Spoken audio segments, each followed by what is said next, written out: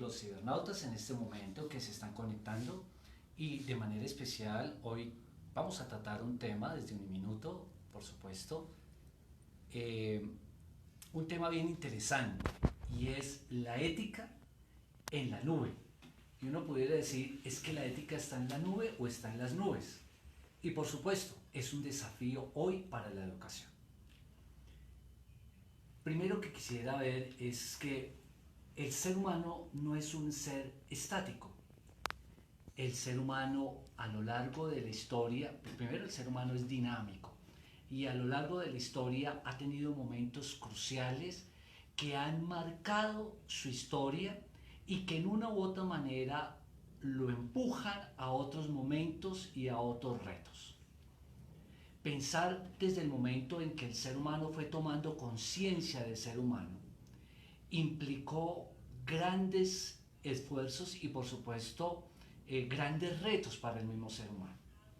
Y entonces nosotros podríamos hablar y pensar de las grandes revoluciones que ha tenido la raza humana. No solo momentos históricos que han marcado su historia, sino también grandes revoluciones que no solo marcaron su historia, sino que le pudieron dar un giro y pudieron impulsarlo a otras dimensiones o a otras realidades. Y esas nuevas dimensiones, esas nuevas realidades le plantearon a ese mismo ser humano algo que se llama el componente ético. Es decir, cómo nosotros como seres humanos deberíamos actuar, deberíamos proceder. ¿Para qué? Para perpetuar la raza humana sobre este planeta Tierra. Yo creo que ese es el gran problema de la ética. Cómo este comportamiento del ser humano puede asegurar la permanencia y la vivencia del ser humano sobre este planeta Tierra. Entonces, volvamos un poquito a las grandes revoluciones que el ser humano ha tenido a lo largo de la historia. Yo creo que hay dos acontecimientos, dos hechos fundamentales que pueden marcar las grandes revoluciones. El primero, siento que el ser humano ha buscado un bienestar, ha buscado una estabilidad y un bienestar que a lo largo de su vida pueda tener momentos o pueda tener una vida cada vez mejor. Y por eso lo lleva ¿a qué? A innovar, a buscar, a investigar, a construir, a crear. La búsqueda de su bienestar. Y yo creo también hay otro factor importante que ha marcado la historia de la humanidad y es el factor económico. Es interesante ver que el hombre aborigen lo primero que escribió fueron cuentas. ¿Cómo se llevan las cuentas de aquello que se está produciendo? Y es interesante ver eso, porque uno dijera, lo inspiró el amor para escribir, lo inspiró la ternura, lo inspiró la ciencia. No, lo primero que lo inspiró fue y cómo llevamos cuentas de toda nuestra producción. Y yo creo que ese es un segundo factor que lleva a las grandes revoluciones, el factor económico. No solo el factor de bienestar, de un estar bien en un tiempo, o de un facilitar las cosas para que este ser humano tenga un menos de esfuerzo y sea un poco más feliz. Y segundo, un bienestar económico o una estabilidad económica. Yo creo que esos dos factores, aunque por supuesto pudiéramos enumerar muchos más factores, llevaron ¿a qué? A las grandes revoluciones. Una primera revolución, creo yo, que tuvo la humanidad fue la revolución agrícola. El hombre primitivo, cuando era nómada, cazador nómada, tenía una manera de ser y de vivir. Y con su clan, con su tribu, había generado unas normas mínimas de convivencia que les ayudaban a estos primitivos a enfrentar la realidad y poder cazar y poder sobrevivir. Por eso hablábamos del hombre, del nómada que era cazador. Pero llegó un momento en que el ser humano se sentó y generó la agricultura.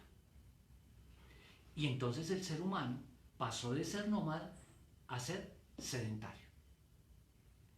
Y es interesante preguntarse uno, ¿cuál fue la transformación en ese momento? Vamos a verlo más adelante.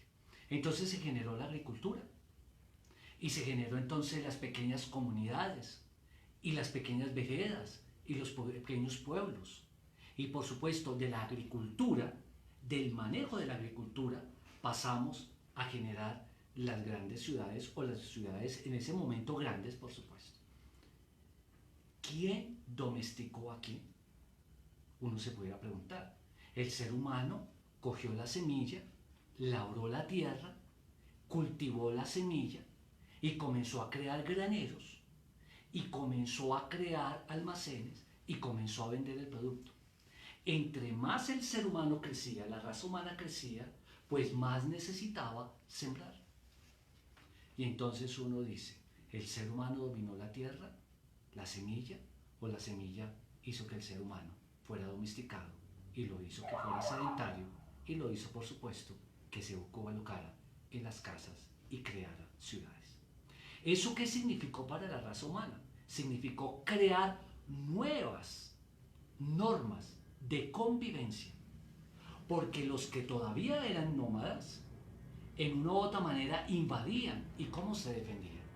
Entonces la agricultura le llevó al ser humano a tener un comportamiento particular, no solo entre ellos, sino a generar otras políticas, otras normas de convivencia que lo pusieran también en defensa del otro ser humano. Primera revolución, la revolución agrícola.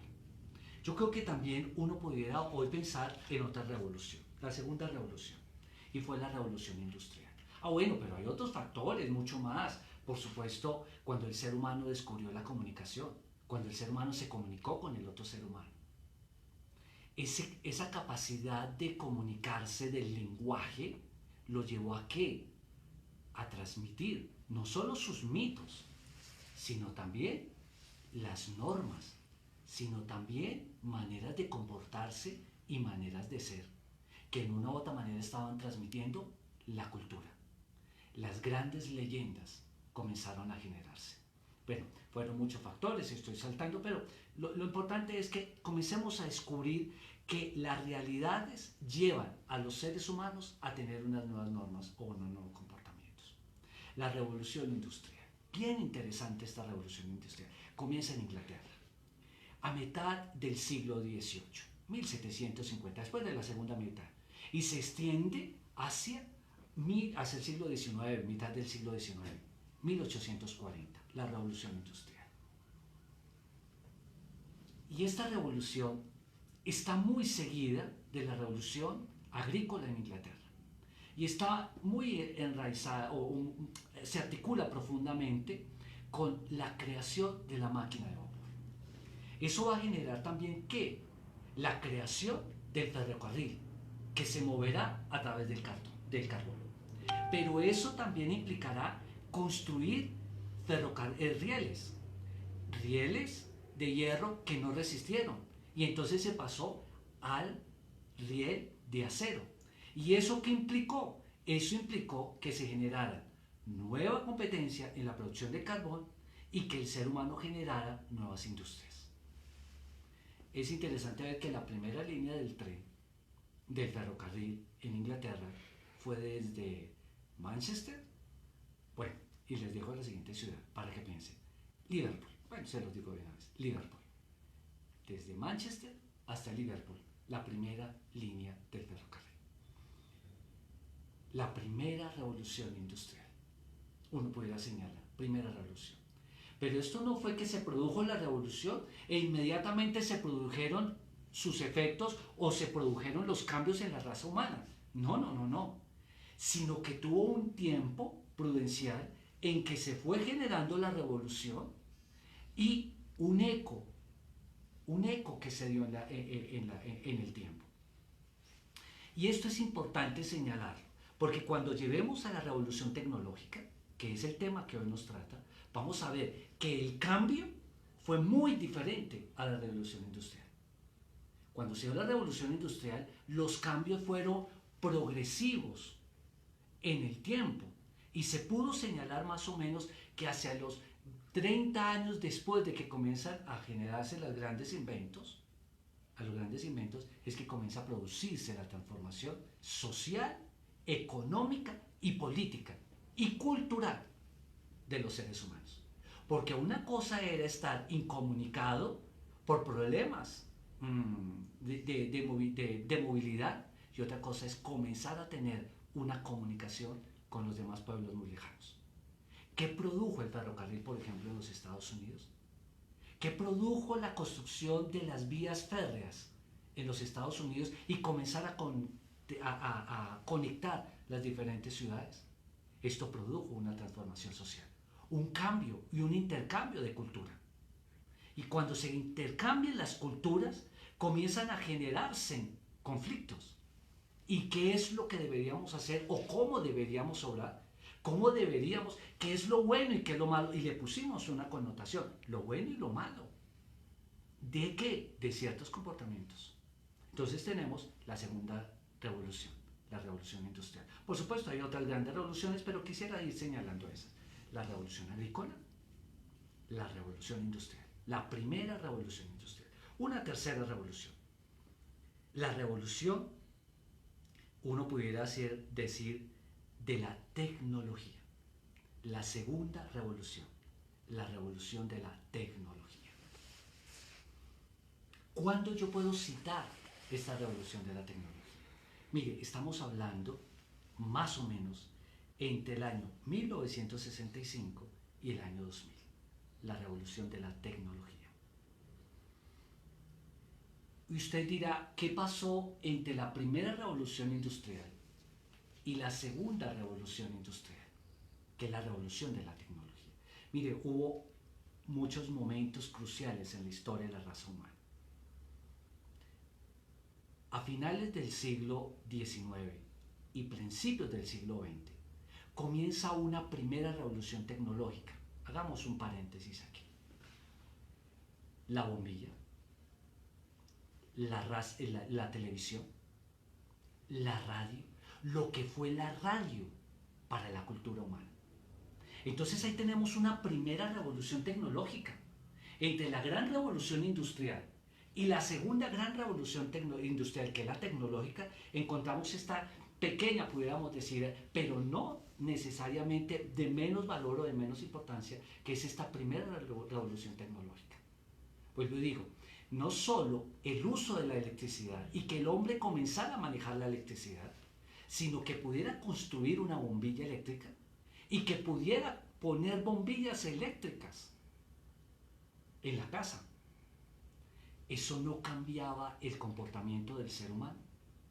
Eso no generaba unas nuevas relaciones entre el ser humano.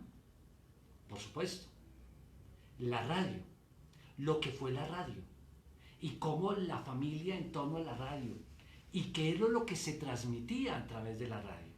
¿Cuáles eran esos programas prohibidos que estaban en detrimento de la sociedad o no estaban en detrimento de la sociedad?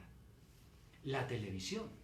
¿Cómo fue la televisión? Y hablemos de nuestro contexto cultural. La televisión en Colombia. Cuando llegó la televisión en Colombia, no todas las familias tenían acceso a comprar un televisor. Pero aquella familia que tenía un televisor, en unos barrios populares o clase media, digámoslo de esa manera, comenzó a ser el centro ¿de qué? De la comunidad o de la cuadra. Entonces eran los niños o las familias de varias casas que se reunían en torno a la televisión. ¿Para qué? Para ver televisión.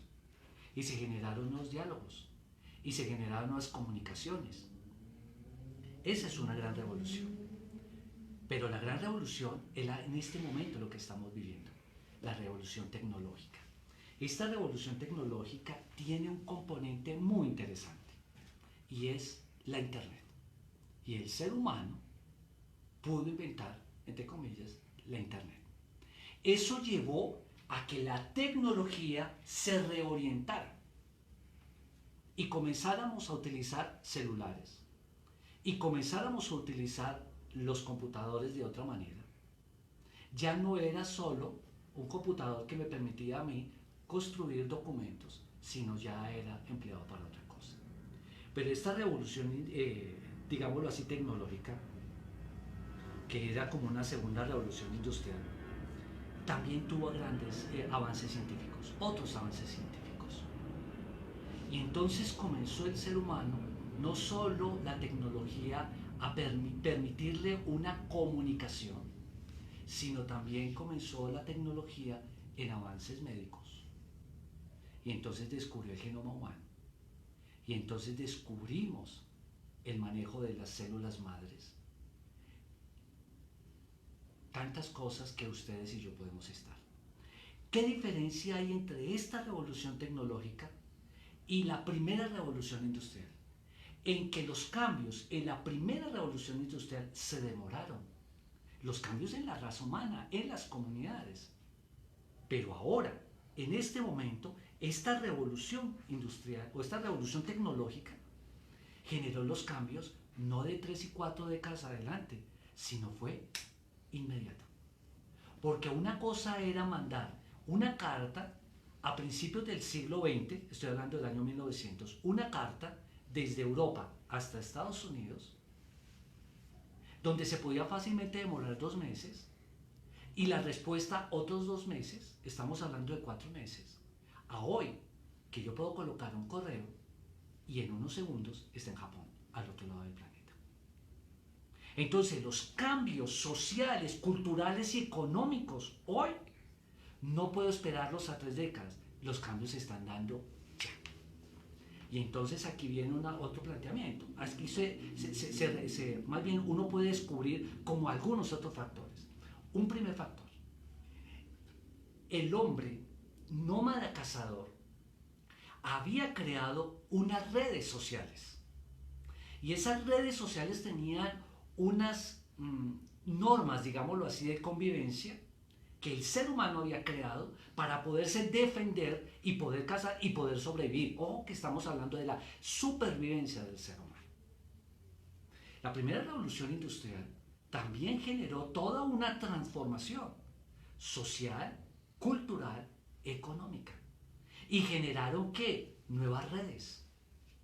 Porque los de Liverpool fácilmente se podían comunicar con los de Manchester. Y podían tener un comercio. Y podían comerciar. Cuando se inventó la máquina de vapor, el barco de vapor, ¿facilitó qué? El comercio. Y facilitó qué? El intercambio cultural. Y se generaron unas nuevas redes sociales. El mismo hecho del hombre nómada pasar a ser el hombre sedentario generaron unas nuevas redes sociales. Unas nuevas redes sociales. Ahora tenemos que el hombre del siglo XXI tiene unas nuevas redes sociales. No significa que las relaciones sociales que nosotros tenemos, vamos a llamarlas las de face to face, esas redes sociales, no significa que sean malas o sean buenas. No. Que son mejores las redes sociales en Facebook, o en Instagram, o en WhatsApp. ¿Esas redes sociales son mejores que? No. Son nuevas redes sociales. Ahora, ¿quién está detrás de la tecnología? ¿Quién está detrás de las redes sociales? Un ser humano. Un ser humano. Y este ser humano socialmente puede ser hipócrita. Y en las redes también puede ser hipócrita. Un ser humano puede mentir en sus relaciones con las personas. Porque es que el mismo ser humano que va y se sienta en un escritorio a desarrollar una labor, o es ama de casa y está desarrollando una labor en su casa, es el mismo ser humano que puede tener unas redes sociales. Es el mismo ser humano. No ha cambiado. Pero yo también puedo ser esquizofrénico. Una cosa es ser en la cotidianidad con el otro, face to face, y otra cosa debe ser en las redes sociales. Entonces el problema no es lo que yo encuentro en las redes sociales. El problema es el ser humano que está frente a las redes sociales y que estoy generando esas nuevas redes sociales, esos nuevos encuentros sociales. Entonces, Segundo paso, y quisiera, pues no quiero tampoco alargarme mucho, pero segundo paso, entonces volvamos al ser humano. Volvamos al ser humano. El ser humano el ser humano tiene la capacidad de preguntarse, primero.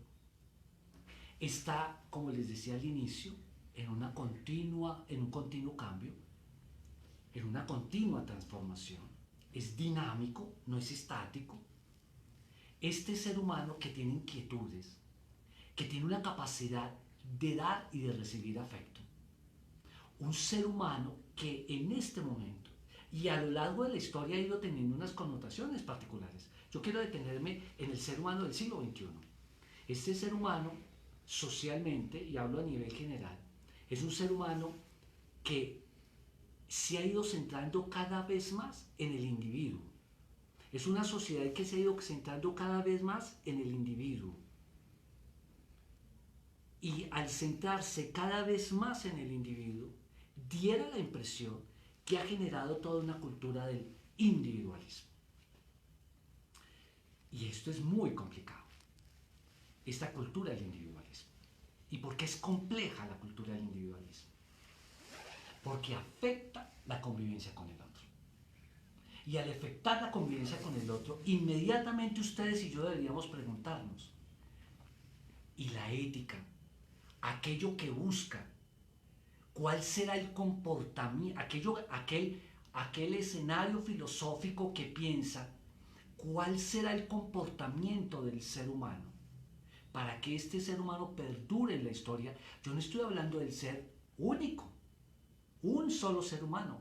Estoy hablando de la raza humana. Entonces, al hacer un énfasis en el individualismo, a veces tenemos la tendencia de romper ¿qué? Aquello que el ser humano se descubre como ser humano, con el otro, la convivencia con el otro. Por eso podemos hablar del ser humano que está con el otro. No es un ser humano egoexistente, sino es un ser humano coexistente, que existe con el otro, que existe con el otro. Entonces miren vean lo interesante lo que estamos viendo. Una nueva revolución tecnológica, una nueva revolución industrial que la podemos llamar la revolución tecnológica, que se ha articulado con una tendencia hoy de la humanidad y es la tendencia a la individualidad. Y eso es un factor grave. Yo no voy a resolver aquí los problemas éticos hoy de la humanidad, no quiero resolverlo. Lo que quiero más bien es presentar las complejidades para que ustedes y yo podamos comenzar a cuestionarnos y tener una postura crítica. Así como yo les decía y cuestionaba, ¿quién domesticó a quién? ¿La agricultura domesticó al ser humano o el ser humano domesticó la semilla? ¿Domesticó la naturaleza? Mire, por ejemplo, ¿qué fueron los jardines de los campos elíseos? ¿Qué fueron los jardines en torno a los palacios franceses? Fue la domesticación de la naturaleza, del ser humano, domesticó la naturaleza y la puso a lucir como él quería. Pero bueno, eso será otro tema, por supuesto. Pero, ¿quién la domesticó? ¿La naturaleza al ser humano o el ser humano domesticó la naturaleza? Y aquí uno se podía preguntar sobre la tecnología. ¿Quién está domesticando a quién? ¿La tecnología me está domesticando como ser humano y me está poniendo a funcionar de una manera particular? ¿O es el ser humano que tiene capacidad y dominio de la misma tecnología? ¿Qué estamos haciendo? ¿En qué estamos pensando? Por eso hoy no podemos hablar de una sola ética. Mire, cuando comienzan todos los problemas, cuando comienzan todas las investigaciones en torno al genoma humano, en torno a lo genético, surge un tema bien interesante en la ética, que se va a llamar la bioética. Y es toda una reflexión ética en torno a qué, en torno a la vida. Y esos temas no están cerrados. Nosotros no podemos decir la última palabra. Y ahí viene un problema del fanatismo. Bueno, a veces nuestras posturas, por supuesto, a veces son posturas muy fanáticas, que no nos dejamos cuestionar, no nos dejamos interpelar. Pero bien, lo que estoy haciendo es planteando aquí fenómenos o problemáticas éticas. Entonces tenemos un ser humano que se enfrenta a un mundo tecnológico y cómo este ser humano que se pregunta, ingresa al mundo, al mundo del ciberespacio, al mundo virtual. ¿Y qué hace el mundo virtual? Le comienza a bombardear con muchas respuestas. Consciente o inconscientemente, el ser humano, que tiene un arrume de preguntas de su propia existencia, de su vida intelectual, de su vida académica, de su vida psicoafectiva, tiene tantas preguntas, se introduce en el mundo digital, que hace parte, ojo, hace parte de esta revolución tecnológica. Se introduce. ¿Y allá qué va a encontrar? Va a encontrar muchas respuestas. La tecnología no es buena ni mala en sí. El que está haciendo uso de la tecnología es el ser humano. El ser humano es el que decide qué quiere hacer con la tecnología. Los avances tecnológicos, o más bien, los avances científicos en torno, por ejemplo, a la radioactividad, o lo pueden llevar al ser humano a colocar una bomba en Hiroshima y Nagasaki, o lo puede llevar a otros comportamientos y buscar la salud del ser humano. Las cosas no son buenas y malas. El ser humano es el que le da uso de las cosas. El ser humano es el que le dice y cómo, y quitemos la connotación de bueno y malo, cómo eso, a donde él accede, encuentra muchas respuestas, cómo esas respuestas pueden a él ayudarlo y ayudar a los demás a construirse como ser humano. Porque recordemos el principio ético. ¿Por qué una ética? Porque lo que estamos buscando es un mejor comportamiento de este ser humano sobre el planeta Tierra para que la especie humana sobreviva en este planeta Tierra.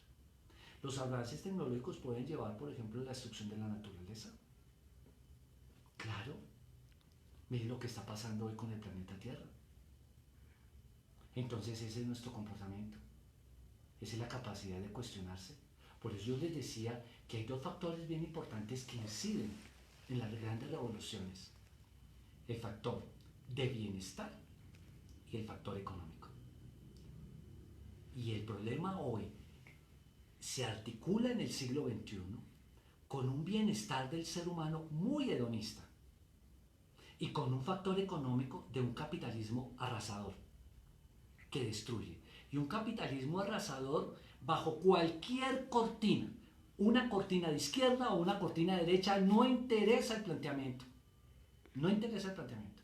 Mire cuando Inglaterra le cedió Taiwán a Estados Unidos.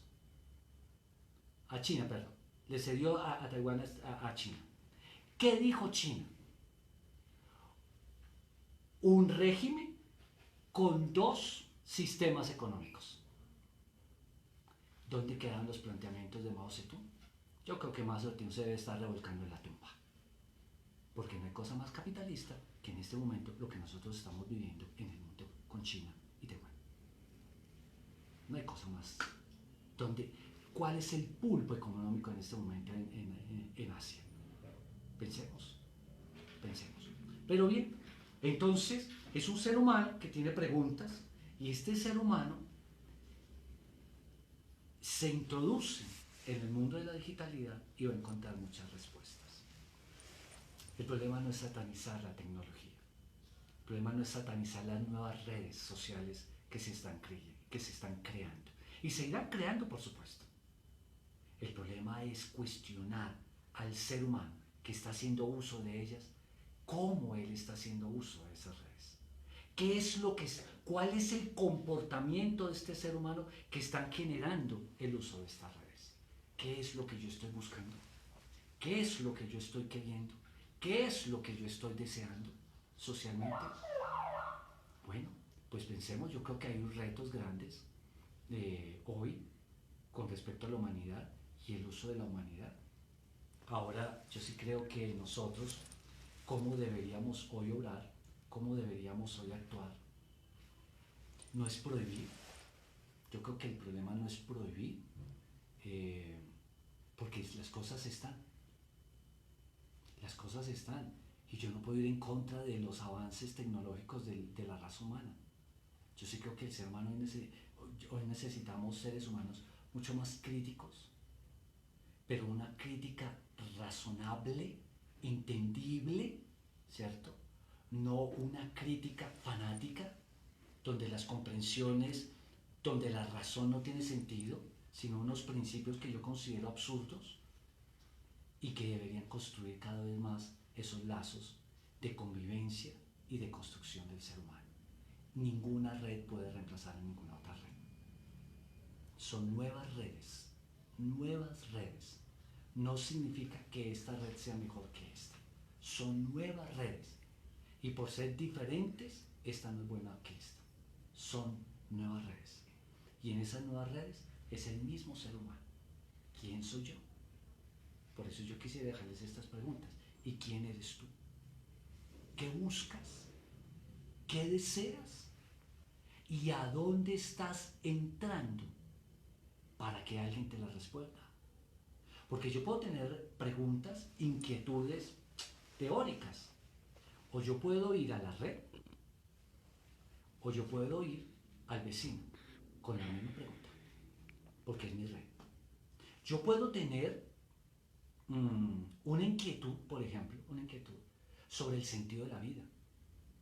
Y estoy pasando por un momento existencial horrible, que afecta a todos mis sentimientos, porque hoy la generación es muy epidémica, todas estas. Y entonces yo en esas crisis existenciales entro a la red y allá encuentro muchas respuestas. O puedo ir al vecino o a la vecina o a mi compañera de colegio o a mi compañera de colegio que está de pronto en la misma desubicada, ¿cierto? Y también encuentro respuestas. El problema no son las redes. Es el ser humano que se pregunta y se cuestiona. Ahora, yo interactúo en la red. Ahora, ¿cuál es mi aporte? ¿Qué es lo que yo estoy aportando? Y cada uno aporta de lo que cada uno tiene. Mire, eso es igual que la naranja. Usted coge una naranja, la parte y la exprime. Y cuando la exprime le saca el jugo. Cada uno da. Cuando nos exprimen, cuando llegan los momentos difíciles y nos exprimen, es cuando ustedes y yo damos lo que tenemos en el corazón. Entonces es replantear mi estructura interna, replantear mis principios, replantear mis valores y que yo pueda cada vez más construir lazos de fraternidad que me ayuden a construirme como ser humano y a construir a los demás como seres humanos. Yo creo que será la única posibilidad que tenemos nosotros para que la raza humana perdure sobre el planeta Tierra. Bien, yo quiero agradecerles. Tenemos muchas cosas, por supuesto, más, hablar de las grandes revoluciones y cómo eso ha cambiado, por supuesto, muchos comportamientos. Mire que las guerras, por ejemplo, cómo cambiaron los comportamientos. La Primera Guerra Mundial. Después de la Primera Guerra Mundial vino la Gran Depresión de la humanidad. Comenzó con la caída el 29 de octubre del año de 1929, con la caída de la Bolsa de Nueva York, que generó una crisis económica brutal y fue 10 años después de la Primera Guerra Mundial. Y cómo eso generó toda una transformación social. Y cómo después de la Segunda Guerra Mundial vino el gran florecimiento de los norteamericanos. Es que después de la Primera y la Segunda Guerra Mundial vino el gran florecimiento norteamericano. Es increíble. Por supuesto que hablaremos otro día sobre esas políticas, por qué los llevó al gran florecimiento. Pero después vino el gran descontento de la humanidad y surge la nueva era. Es decir, que lleva a unos comportamientos particulares del ser humano. Por eso vuelvo y repito, ¿cuál es el ser humano que se pregunta? ¿Cuál es el ser humano? ¿Qué es lo que se pregunta? ¿Qué es lo que busca? ¿Qué es lo que desea? Y así eso es lo que yo voy a buscar en las redes, o yo voy a encontrar en las redes. Y ese es el gran reto de la educación, y termino con eso. Es el gran reto de la educación. La educación debe, en este momento, estar dando criterio para el uso, no solo de la tecnología, sino para el uso de todas las posibilidades que se le están abriendo al ser humano. No solo en las redes, sino los grandes avances científicos en la medicina. Los grandes avances científicos, por ejemplo, en la manipulación genética de los alimentos transgénicos. Ese es el gran reto también ahí. ¿Qué hacer? Yo creo que es el ser humano que se pregunta. Y detrás de todo eso, un factor económico. Grandes multinacionales que están detrás de todo eso. Bueno, Queridos cibernautas, Dios los bendiga, tenemos grandes retos, pensemos cómo estamos aquí transformando y Uniminuto, por supuesto, formando, gestionando, trabajando para construir seres humanos cada vez más. Recordemos que Uniminuto tiene la modalidad virtual distancia y hacemos uso de la tecnología y hacemos uso de las redes, pero ante todo, ¿para qué? Para formar seres humanos. Dios los bendiga. Feliz noche.